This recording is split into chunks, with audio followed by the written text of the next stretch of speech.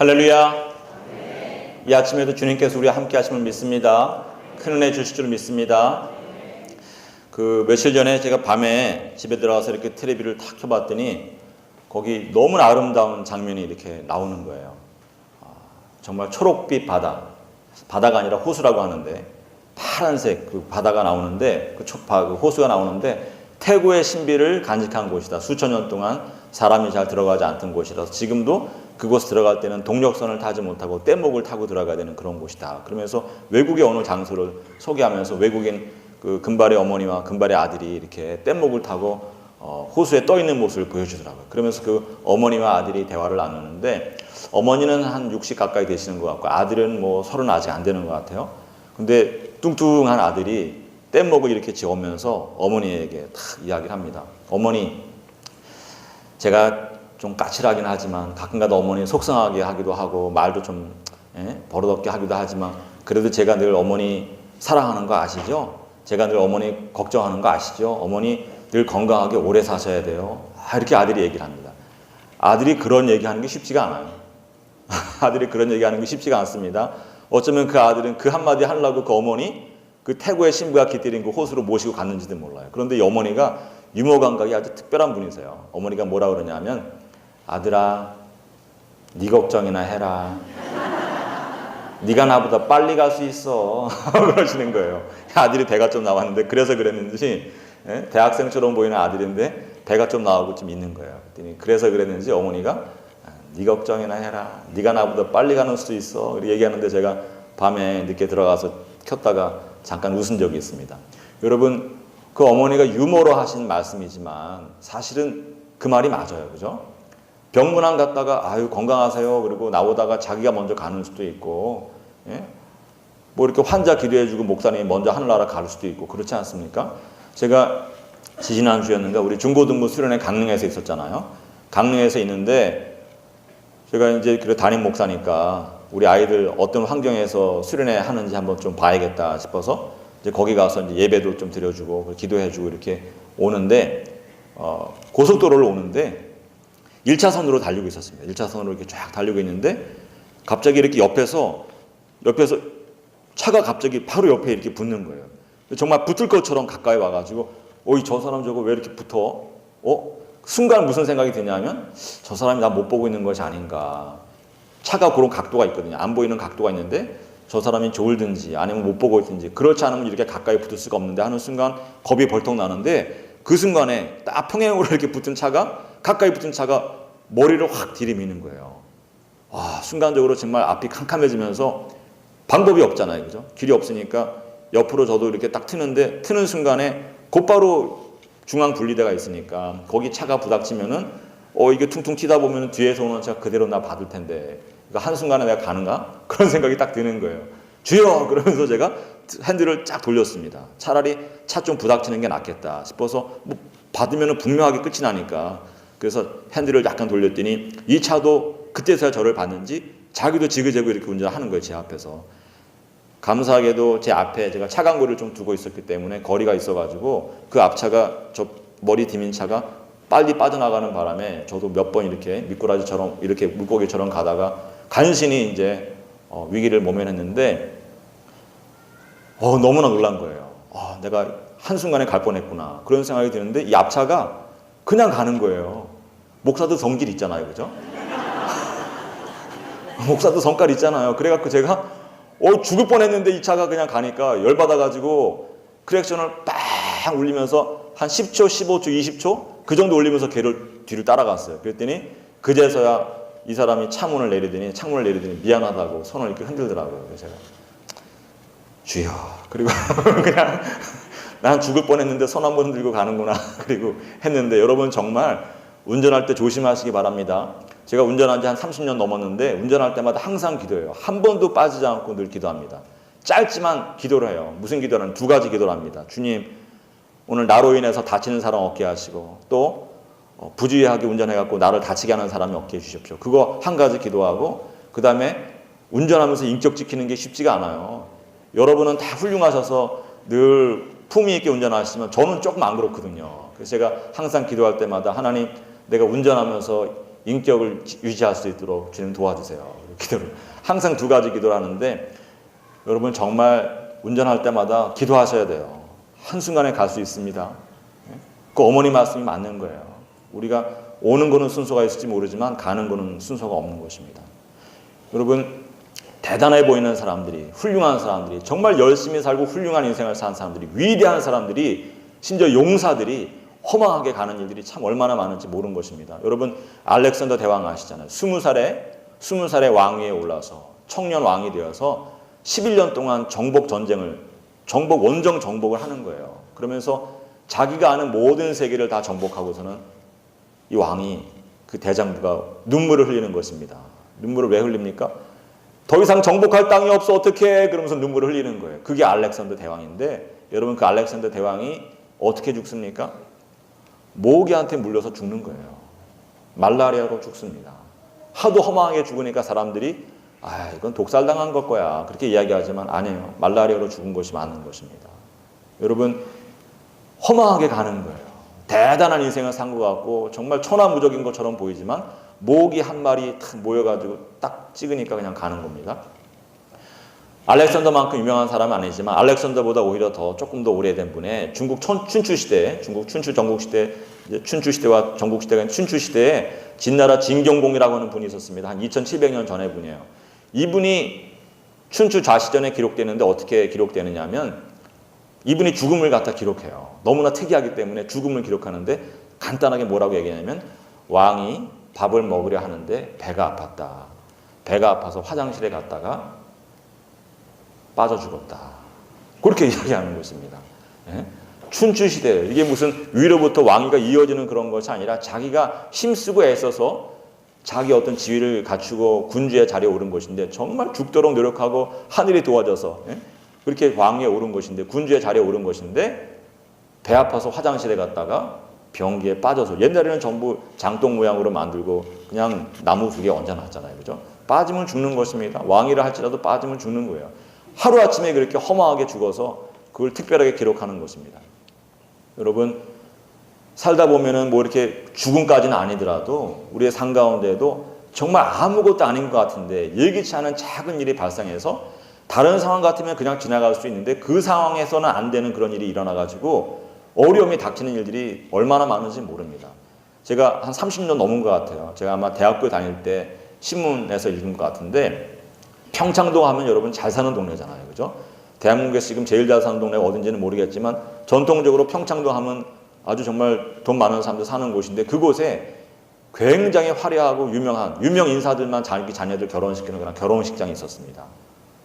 그 결혼식장에 어떤 일이 하루는 벌어지냐면 하객들이 이제 결혼식 끝난 다음에 식사하러 모이잖아요. 그죠? 식당에 모여서 식사하는데 뭐 번거롭게 먹지 않고 좋은 거 평소에 먹으니까 깔끔하게 잔치국수로 때우지, 그리고 잔치국수를 이렇게 한 거예요. 그런데 한 여자분이 잔치국수 맛있게 먹다가 국수 한 그릇 딱 뜨는 순간에 밑바닥에 있던 뭐가 올라오느냐? 익은 생쥐가 올라오는 거예요. 죄송합니다. 이제 오늘 점심 식사하셔야 되는데 생쥐가 익어서 올라온 거예요. 여러분 같으면 그 순간에 어떻게 하시겠어요? 그죠? 여자분이 그냥 먹다가 생쥐를 보면서 이게 뭐지? 그리고 보다가 눈이 동공이 확대되다가 꼬르륵 하고 넘어갔습니다. 전혀 이상하지 않은 거예요. 여러분도 국수 먹다가 국수에서 익은 생쥐 나와보세요. 꼬르륵 하고 넘어갑니다. 전혀 이상하지 않은데 그게 신문기사에 났어요. 만물상 이런데 나가지고 야 이거 참 이런 일도 있네 그랬는데 그리고 나서 얼마 있다가 다시 그 집 이야기가 나왔습니다. 이 꼬르륵 하고 넘어간 분이 그 다음부터는 국수를 못 먹는 거예요. 음식점에 못 가는 거예요. 그래서 내가 그 사건 이후로 내가 음식점에 못 가고 국수를 못 먹고 이거 정신적인 이 피해를 어떻게 보상할 거냐 위자료 청구 소송을 냈어요. 그게 신문에 또 났습니다. 2번 신문에 나서 제가 기억하는데 그 결혼식장 어떻게 됐겠습니까?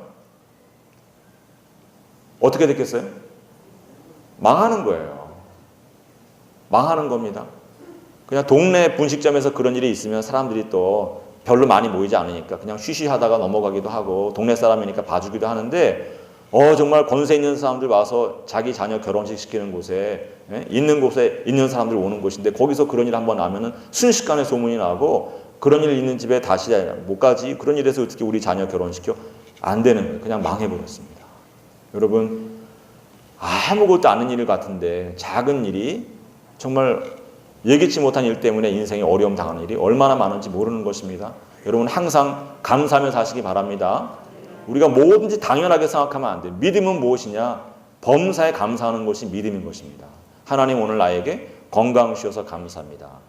다치지 아니하고 병나지 아니하고 우리 가족 가운데 아무도 병나지 않고 다치지 않은 것만으로도 감사하고 삼시세끼 식구들과 더불어서 식사할 수 있게 해주시는 거 감사합니다. 남에게 빌리지 않게 하시는 거 감사합니다. 교회 생활하게 하시는 거 감사합니다. 뭐든지 감사해야지 주님께서 복의 복을 더해 주시고 평안의 평안을 도와주시는 것을 믿으시기 바랍니다. 사람이 살다 보면 정말 아무것도 아닌 일 하나로도 어려움을 당하는데 만약에 나라에 전쟁이 났다. 전염병이 창궐한다. 그러면 그거 어떻게 감당할 수 있겠는가? 시편 91편은 그런 내용을 담고 있는 시편입니다. 시편 91편에 보면은 낮에 날아드는 화살을 이야기하고 그리고 밤에 찾아드는 공포를 이야기하고 전염병을 자꾸 이야기해요. 오늘 본문에도 전염병 이야기가 나오는데 시편 91편은 나라에 전쟁이 일어나고 전염병이 창궐하는 것 같은 그런 어려운 상황에 처했을 때 우리가 어떻게 하면 그런 어려운 상황 가운데에서 하나님의 도우심을 받을 수 있고 어떻게 하면 새로운 길을 생명길로 걸어갈 수 있는가 거기에 관한 이야기를 하는 것입니다.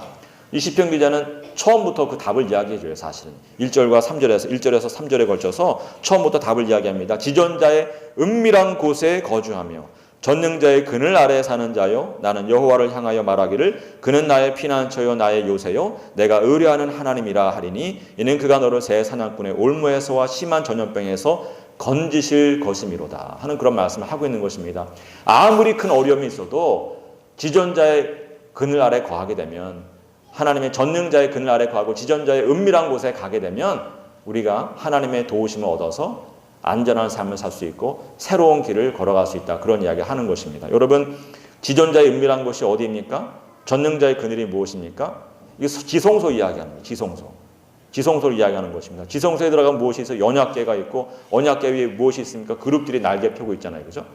그래서 전능자의 그늘 아래 피한다고 하는 것은 사실은 그 지성소 언약궤 위에 있는 그 그룹들의 날개 아래 피하는 것, 그 안에 계신 그 위에 보좌를 잡고 앉아 계신 여호와 하나님의 그 보호 아래 피하는 것을 이야기하는 것이고 그 은밀한 곳이거든요. 아무나 못 들어갑니다. 대제사장이 1년에 한 번 들어갑니다.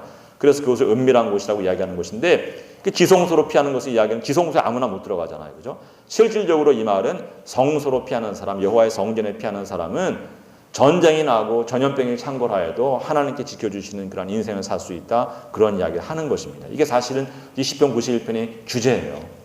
그런데 오늘 본문에도 어떤 말을 하냐면 내가 말하기를 여호와는 나의 피난처시라 하고 지존자를 너의 거처로 삼았으므로 하는 그런 말을 하는데 여러분 우리가 짐이 말씀을 드렸지만 좀 더 구체적으로 이제 오늘 본문을 통해서 말씀을 드리면 우리가 지존자를 거처로 삼고 여호와를 거처로 삼는 이유가 무엇입니까? 여호와께로 급히 피하고 지존자를 거처로 삼는 이유가 무엇입니까? 10절에 그 이유가 나와 있어요. 10절에 보면은 그렇게 하면은 화가 내게 미치지 못하며 재앙이 내 장막에 가까이 하지 못한다. 그런 이야기를 하고 있는 것입니다. 여러분 이 화라고 한 말이 제가 굳이 설명드릴 필요가 있는지 모르겠는데 히브리 말 라라고 하는 말을 번역한 거예요. 라라고 하는 것은 여성형 라가 아니라 라를 쓰고 있는데 이것은 우리가 선악과 이야기할 때 악에 해당하는 좋은 것과 나쁜 것 그 이야기할 때 착한 것과 악한 것 이야기할 때 그 라입니다. 예를 들자면 그런 거예요. 먹지 못하는 과일, 썩었거나 아니면 덜 익은 그런 과일이 라입니다. 나쁜 것이고 길 가다가 들짐승 만나면 곤란하잖아요. 그 들짐승도 라일 수 있고 오늘 본문에서는 전염병이나 전쟁 같은 것들이 전부 라인데 여러분 궁극의 라가 무엇입니까?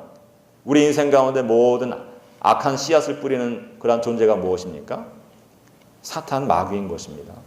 사탄 마귀가 궁극의 라예요. 궁극의 라인데 오늘 이 말씀 10절 말씀에 보면은 화가 내게 미치지 못한다는 말과 재앙이 내 장막에 가까이 오지 못한다는 말이 평행법으로 되어 있어요. 그래서 이 마귀를 갖다 또 어떻게 이야기하냐 재앙으로 이야기합니다. 마귀는 정말 우리가 화가 되고 재앙이 되잖아요. 그런데 재밌는 것은 이 재앙으로 옮겨진 히브리 말 네가라고 하는 말은 그 동사가 뿌리가 되는 동사가 뭐냐면 나아가입니다. 너 나가 할 때 그런 발음이 똑같이 나아가인데 그 의미는 뭐냐면 살짝 건드리는 것을 얘기해요. 이렇게 살짝 건드리는 거, 살짝 건드리는 이것이 바로 나아가입니다. 마귀가 우리의 삶 가운데 찾아올 때 어떻게 오느냐? 마귀가 어떻게 오느냐?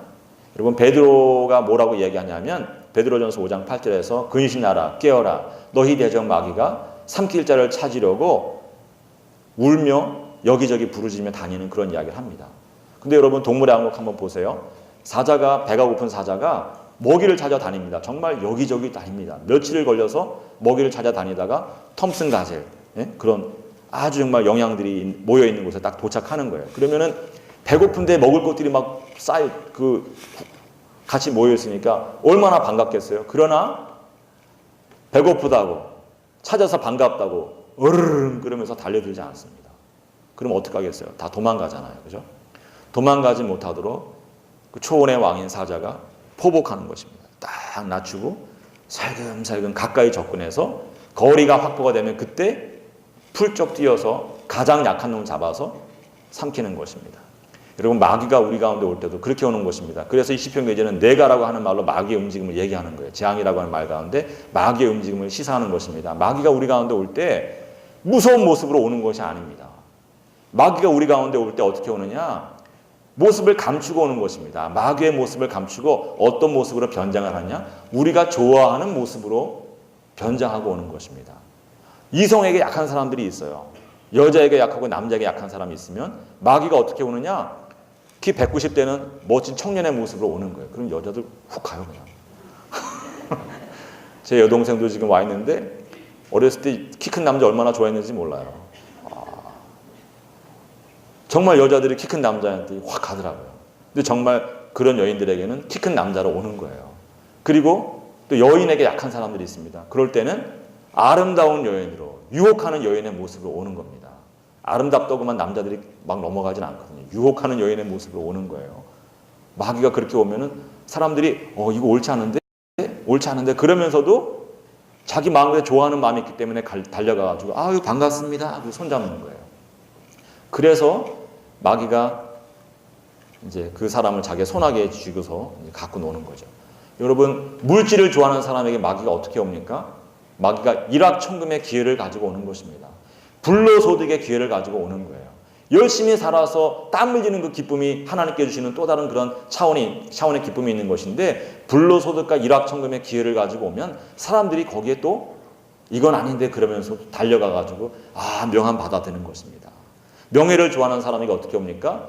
너 내 말만 잘 들으면 내가 높은 자리에 앉혀줄게. 귀한 자리에 이거 다 가고 싶으면 아무나 가는 거 아니다. 내 말 잘 들어야 가는 거다. 그러면서 옳지 않은 일 시키면서 그런 것으로 미끼로 삼아서 옳지 않은 일 시키는 것입니다. 사람들이 전부 찜찜한 마음으로 이건 아닌데 싶으면서도 다 딸려가는 거예요. 왜? 자기 마음 가운데 그것을 좋아하는 마음이 있기 때문에 백발백중 다 듣는 것입니다. 여러분 마귀가 그렇게 우리 가운데 우리가 좋아하는 모습으로 변장을 하고 그런 모습으로 다가와서 어떤 일을 하는가? 대단한 일을 하는 게 아니에요. 그냥 살짝 건드리고 가는 것입니다. 내가라고 하는 말이 그거라고 그랬잖아요. 그죠? 살짝 건드리는 것인데 마귀가 그냥 살짝 건드리고 가는 거예요. 그리고 우리 안에 작은 생각 하나 집어넣어 주는 것입니다. 그 생각 하나가 우리 가운데서 잉태되고 그것이 사망으로 연결되는 것입니다. 여러분 사람이 하나님 말씀은 생명이 되는 말씀이고 지혜가 되는 말씀인데도 우리의 길을 복된 길로 형통한 길로 생명길로 인도하는 말씀인데도 1시간을 묵상하지 못해요. 시편 2편 주고서 1시간 묵상해라 그러면은 10분 만에 정신을 잃습니다. 그죠? 30분을 못해요. 10분을 못합니다. 5분을 못해요. 정신을 잃어요. 더 이상 볼 게 없는데 정신을 잃는데 우리 마음 가운데 죄의 마음이 들어오면 시기하는 마음, 질투하는 마음, 분노하는 마음, 음란한 마음, 뭔가 옳지 않은 것을 탐하는 그런 마음들이 딱 들어오면은 사람이 그것을 두고 3박 4일도 묵상하고 한 달도 묵상하고 1년도 묵상하고 평생도 묵상하는 것입니다. 그래서 그때 그놈의 자식 나한테 왜 그런 말을 했지? 몇 년이 지나도록 그 말을 한 이유를 궁금해하는 거예요. 그러면서 그 사람을 향하여서 마음에 칼을 가는 수가 있는 것입니다. 훌륭한 분도 마찬가지예요. 훌륭한 분들도 제가 이렇게 어르신들 보면은 어르신들도 그런 마음 갖는 때가 있더라고요. 다 그런 게 있어요. 사람은 누구나 다 그런 게 있습니다. 마귀가 여러분 그렇게 역사합니다. 여러분 다윗이 밧세바 사건으로 인해서 인생의 내리막을 걷지 않습니까? 그 다윗이 밧세바의 사건을 기록한 것이 사무엘하 11장인데 사무엘하 11장이 어떤 말로 시작이 되느냐? 그 해가 돌아왔다. 왕들이 출전할 때가 돌아왔다. 그런 말로 시작이 돼요. 왕들이 출전할 때가 돌아왔다는 말이 뭔 말이냐면 다윗이 주변 여러 국가들과 나라들과 싸우잖아요. 그죠? 아람과도 싸우고 뭐 여러 나라들과 싸우는데 여러분 옛날 사람들이 싸울 때 합리적으로 싸우는 거예요. 아무 때나 안 싸웁니다. 겨울이 오면은 야 잠깐 휴전하지? 추수할 때가 오면 야 이거 다 먹고 살자고 하는 일인데 이거 금방 승부 날 것 같지도 않은데 잠깐 물러갔다가 다시 만나 싸우자. 그리고 추수할 때가 되고 겨울이 되면 추운 때가 되면 물러갔다가 다시금 때가 되면 준비하고 나오는 거예요. 왕들이 결전할 때가 오는데 왕들이 출전할 때가 됐으면 누가 나가야 됩니까? 다윗이 나가야 되잖아요. 다윗이 나갑니까? 안 나갑니까? 안 나가요. 그 읽다가 요압을 보내네. 궁금한 순간에 그 다음 절에 바로 무슨 말이 나오느냐? 예루살렘에 다윗이 혼자 머무는데 다윗이 저녁이 되니까 슬그머니 침대에서 일어나서 어디로 올라갑니까? 왕궁 옥상으로 올라갔다. 그런 이야기를 합니다. 왜 올라갔겠습니까? 바람 쐬러? 바람 쐬러 올라갔겠어요? 그렇지 않은 것입니다. 여러분 다윗이 거기 올라가서 무슨 일을 경험했는지 우리가 다 알아요. 밧세바가 목욕하는 거 보고 밧세바를 취해서 옳지 않은 일을 하지 않습니까? 그런데 여러분 다윗이 우연하게 그 여인을 봤겠습니까? 그렇지 않은 것입니다. 옛날에 여자들이 전부 남편에 매여 살고 자식들 매여 사는데 남편과 아들들이 전부 전쟁터 나간 거예요. 예루살렘이 여인의 도시가 되었습니다. 늘 남편하고 아들 때문에 늘 이렇게 조심조심하고 이렇게 힘들게 살던 여인들이 자유의 시간이 온 거예요. 여인들끼리 모여서 온갖 즐거운 얘기 다 하고 남자들 없으니까 대충 입고 대충 이렇게 자세 잡고 그렇게 노는 그런 도시 예루살렘 여인의 도시가 된 그 순간에 다윗이 왕궁 옥상으로 가서 내려다보면 다 뭐 보여요? 전부 그런 거 보이는 거예요. 밧세바 본 것이 우연이 아니라 다윗이 그런 장면을 기대하고 간 것이다. 우리가 그렇게 생각해 볼 수 있거든요. 그런 장면을 우연히 본 것이 아니라 그런 장면 보기를 기대하고 간 것이다. 그렇기 때문에 다윗이 그거 보고서 웬만한 사람 같으면 그냥 그리고 딱 돌아 나와야 되는데 마음이 원래 그런 마음으로 올라갔기 때문에 대담하게 행하는 것입니다. 대담하게 행하는 거예요. 데리고 와라. 누구냐? 데리고 와라. 그 대담하게 행하는 이유가 뭐냐? 원래 계획하고 간 것이기 때문에 그렇습니다. 다윗이 알고 보니까 자기 전우의 아내예요. 부하이기도 하지만 전우의 아내인데 상관하지 아니하고 옳지 않은 일을 하고 나중에는 그 잘못을 가리기 위해서 우리아를 또 불러들이고 옳지 않은 꾀를 내세웠다가 안 되니까 나중에는 손자병법에 나오는 차도살인지계라는 것을 범하는 것입니다. 남의 손을 빌려서 내가 죽이고 싶은 사람을 죽이는 요압의 손을 빌려서 적군의 손을 빌려서 우리아를 죽이고 마귀 짓을 하는 거예요. 근데 여러분 이런 모든 것들이 마귀가 옆에서 도와주는 것입니까? 아니에요. 마귀는 그냥 음란한 생각 하나 불어넣어 주는 것입니다. 음란한 생각 하나 딱 불어넣어 주니까 다윗은 여러분 다윗 보세요. 다윗은 여자에 약해요. 다윗의 사무엘기 쭉 읽다 보면 다윗은 여자에 약해요. 다윗이 음란한 생각 들어오니까 그래 왕들이 출전할 내가 나가야 되는데 야 내가 몸이 좀 안 좋아 니들 나가 여인의 도시 만들고 저녁에 슬그머니 일어나갖고 올라가면 안 되는데 올라가서는 안 될 곳에 올라가고 봐서는 안 될 것을 보고 다 그런 거 계획하고 하는 것입니다. 여러분 마귀는 그냥 옆에서 팔짱 끼고 잘한다 시키지 않아도 잘하네 팔짱 끼고 그냥 박수 쳐주는 거예요.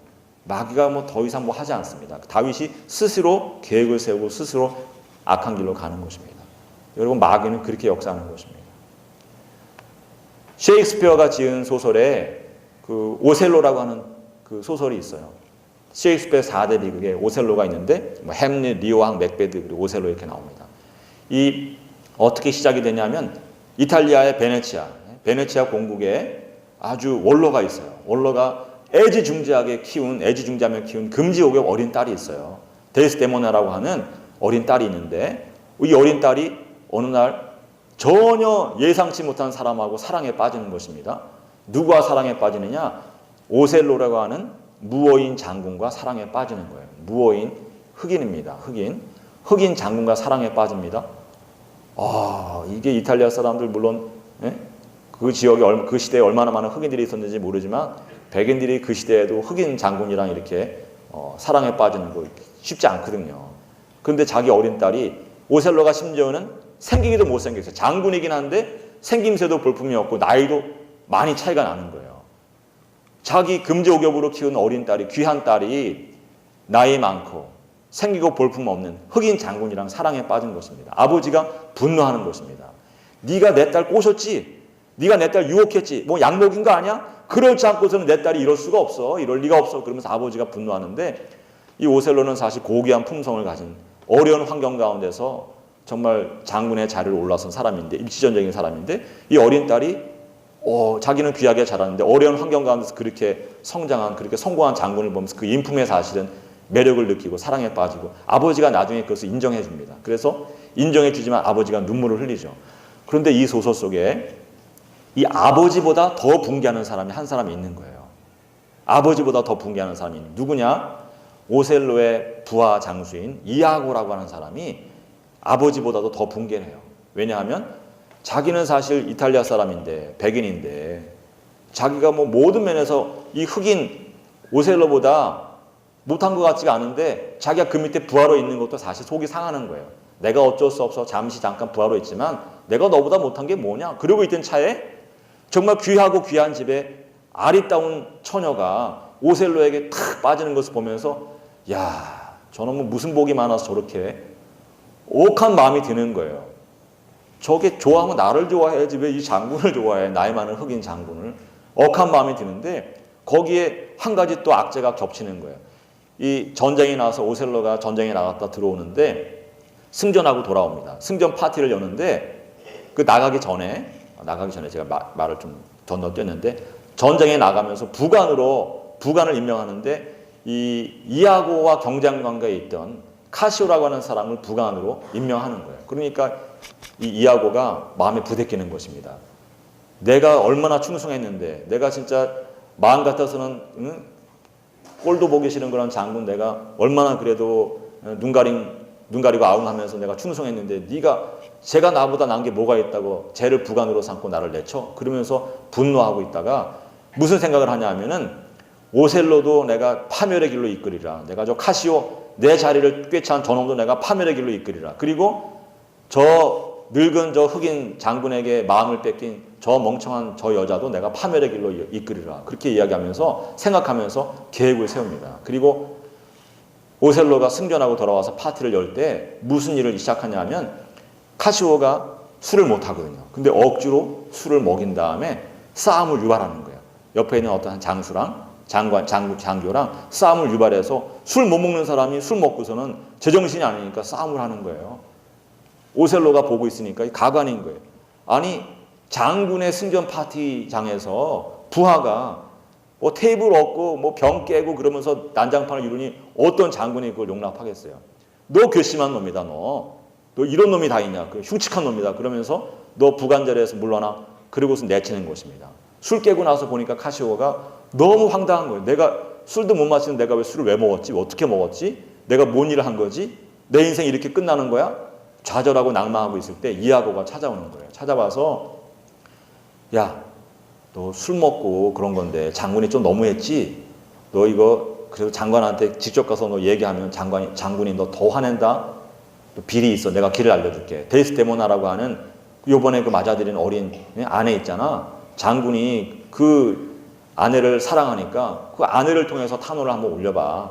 마음씨 좋은 여인이니까 네가 잘만 얘기하면은 장군한테 잘 얘기해주고 장군이 데스데모나 그 귀부인이 얘기해 주시면 장군 부인이 얘기해 주시면 어쩌면 너를 사면해 주실 거야. 그렇게 꼬시는 것입니다.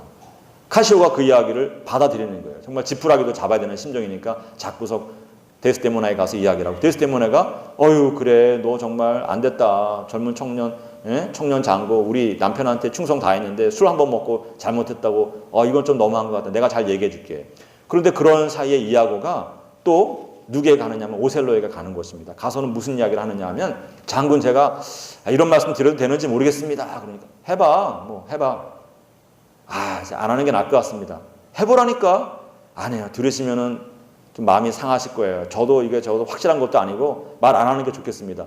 너 말 안 하면 죽인다. 그래갖고 말하게 만드는 것입니다. 말을 해요. 뭐라고 말하냐면 장군 제가 이거 참 민망한데 장군 부인 데스데모나 이 여사께서 젊지 않으십니까? 젊은 것 때문에 카시오랑 요즘에 좀 필요 이상으로 가깝게 지내는 것 같습니다. 제가 보기에는 좀 염려스러운 면이 없지 않아 있습니다. 이렇게 얘기를 하는 거예요. 얘기를 하는 것입니다. 처음에는 그럴 리 없어. 네가 잘못 본 거야. 너 그런 얘기 하지 마. 그리고 넘어가는데 그날 저녁에 집에 딱 들어갔는데 아내가 그거 모르잖아요. 그죠? 모르고서는 남편 잘 대접하면서 무슨 얘기 하냐면 여보 그 카시오라고 하는 장교 그 사람 뭐 술도 못 먹는 사람인데 술 먹고 좀 그런 것 같은데 뭐 젊은 사람 술 먹고 실수한 것 같고 너무 좀 그러지 마시고 한번 좀 봐주세요. 이렇게 얘기하는 거예요. 이하고 말이 딱 생각이 나는 거예요. 가뜩이나 좀 찜찜했는데 그 이야기 딱 들으니까 마음이 어떻습니까? 그 얘기 그만 하지 마. 나한테 하지 마. 왜요? 이거 한번 용서해 주지 뭐 당신 나봐서라도 용서해 줄 수 있잖아요. 얘기하는 것입니다. 하지 말라니까. 당신답지 않게 왜 화를 내고 그러세요? 내가 못할 말 한 것도 아닌데 당신답지 않으세요? 그러니까 내가 뭐가 나답지 않아? 그러면서 화를 벌컥 내는 것입니다. 그러면서 마음이 딱 상하는데 그러면서 이제 의심이 싹트기 시작하는 것이죠. 이거 진짜 이하고 말이 맞나? 그런 생각이 드는 거예요. 그리고 나서 이하고가 또 무슨 일을 하냐면 오셀로에게 손수건이 한 장이 있는데 어머니가 물려주신 손수건인 거예요. 어머니가 여러분도 결혼하고 나서 시어머니가 주시는 가락지 끼고 계신 분들 있는지 모르겠는데 그 어머니가 아들아 너 이 다음에 네가 사랑하는 여인 만나서 결혼하게 되면 이 손수건 이거 네 아버지가 나에게 사연이 있어서 준 손수건이니까 너 이거 귀히 간직하고 있다가 네 아내에게 나중에 주어라. 그래서 오셀로가 이 아내에게 준 것인데 이하고가 자기 아내 에밀리아라고 하는 아내를 시켜가지고 그 손수건을 몰래 가져오게 하는 겁니다. 모르는 거예요. 데스데모나는 자기 손수건이 없어진 줄을. 그런데 또 이하고가 오셀로에게 찾아가서 이야기하는 것입니다. 장군 제가 잘못 본 건지는 모르겠는데 예전에 장군께서 많이 늘 갖고 계시던 그 손수건을 제가 엉뚱한 곳에 봤습니다. 그럴 리가 없어. 그럴 리가 없는데 카시오가 갖고 있는 것 같은데요. 에이 그럴 리가 없다. 그건 내가 말은 안 합니다. 말은 안 하지만 그럴 리가 없다. 그런데 마음에 의심이 있으니까 집에 가서 아내 불러서 여보 그 내가 준 손수건 좀 갖고 와봐. 갔는데 없는 거예요. 없네요. 그거 어디다 놨어? 글쎄 어디든지 모르겠는데요. 그러는데 이 오셀로는 마음에 의심이 생기는 것입니다. 의심이 확신이 되는 거예요. 자기가 자기 어머니에게 받아서 자기 색시에게 준 귀한 정표인데 그거를 시어머니가 준 거를 함부로 돌릴 리가 없다. 이거는 뭔가 있는 것이다.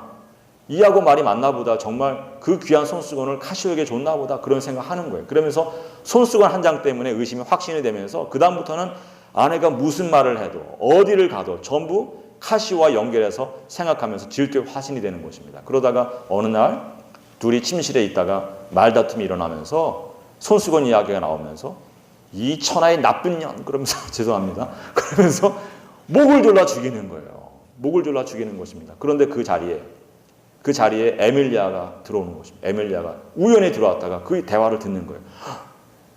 그 손수건 우리 남편이 나에게 이런저런 이유로 가져오라 해서 내가 그냥 갖다 준 건데 이게 이렇게 되는구나. 이게 이렇게 돼갖고 저 마님이 지금 목 졸려서 죽임을 당했구나.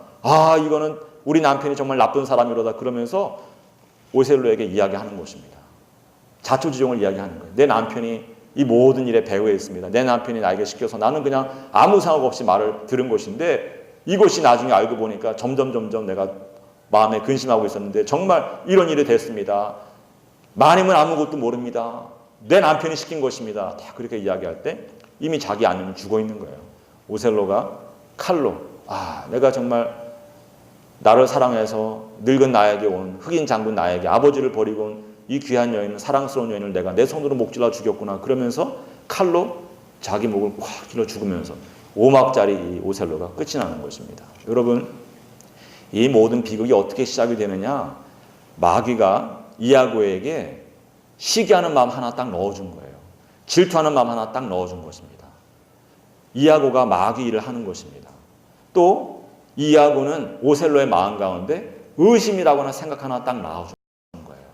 의심이라거나 생각 하나 넣어주니까 그 다음에는 오셀로가 자기 스스로 그 생각을 키우면서 불행의 길로 걸어가는 것입니다. 여러분 마귀는 이렇게 역사합니다. 그래서 시편 기자는 그런 이야기 하는 거예요. 마귀가 우리 가운데 다가올 때 어떻게 다가오느냐? 내가로 다가온다. 살짝 건드리는 것으로 다가온다. 특별히 내가 좋아하는 모습으로 다가와서 살짝 건드리면 내가 당할 길이 없는데, 바울이 얘기한 것처럼 오호라 나는 공고한 자로다 하는 그런 고백을 하면서 내가 어떻게 하면 이 사망의 몸에서 헤어날 수 있을까? 내가 어떻게 하면 마귀의 손을 피할 수 있을까? 그런 기도를 하고 그런 지혜를 구하다가 무슨 말을 우리에게 전해주고 있느냐? 여호와께로 급히 피하는 사람에게 복이 있다, 그런 이야기 하는 것입니다. 여러분, 여호와께로 피하게 되면, 하나님의 집으로 피하면 하나님께서 우리가 뛰쳐나가지 못하도록, 우리를 유혹하는 자들에게 뛰쳐나가지 못하도록, 시편 125편에도 그런 말이 있지만 감아주시는 것입니다. 뛰쳐나가지 못하도록 잡아주시고, 또 마귀가 가까이 오지 못하도록 항상 우리를 품 안에서 보호해 주시는 것입니다. 마귀가 하나님 품 안에 있는 사람에게 가까이 오지 못하는 것입니다. 할렐루야. 여러분, 우리가 늘 겸손해야 돼요. 나는 다윗 같지 않아. 우리가 다윗보다 나을 수 없어요. 나는 오셀로 같지 않아. 오셀로 훌륭한 인격자입니다. 나는 그와 같지 않아. 이렇게 얘기할 것이 아니라, 하나님, 나도 연약한 사람입니다. 하나님, 내가 그냥 하나님 곁을 떠나면 항상 유혹의 손길을 벗어날 수 없는 사람입니다. 내가 주님께로 급히 달려 들어가오니 하나님, 나를 꼭 안아주셔서 나로 하여금 유혹을 쫓아서 뛰쳐나가지 않게 도와주시고, 나를 항상 안아주셔서 마귀가 침범하지 아니하도록 도와주시옵소서. 우리 가정을 지켜주시고 우리 교회를 지켜주시고 이 땅을 고쳐주시옵소서. 그런 기도를 늘 마음에 품고 겸손하게 주의 전에 살아가는 사람이 영원한 복을 누리고 영원한 평안을 누리는 것을 믿으시기 바랍니다. 여러분, 마귀는 정말 손가락 하나로 다 끝을 내는데, 우리가 그 손가락에 닿지 않으려고 하면 마귀가 다가오지 못하는 주의 전에 나오는 것 외에는 길이 없는 것입니다. 제가 늘 성전이 왜 중요한가 늘 말씀드리지만, 아무리 말씀드려도 이거는 부족한 거예요. 성전이 귀한 것입니다. 성전에서 복을 받으시는 주의 자녀들 되어질 주님의 이름으로 믿고 기대합니다. 축원합니다. 여러분, 한 가지만 제가 시간이 많이 지났지만 당부하고 싶은 것이, 항상 우리가 믿음 생활할 때 이만하면 됐다 그런 생각하면 안 돼요. 목사가 됐든 권사님이 되었든 장로님이 되었든 그 누가 되었든 이만하면 됐다는 그런 신앙은 없는 것입니다.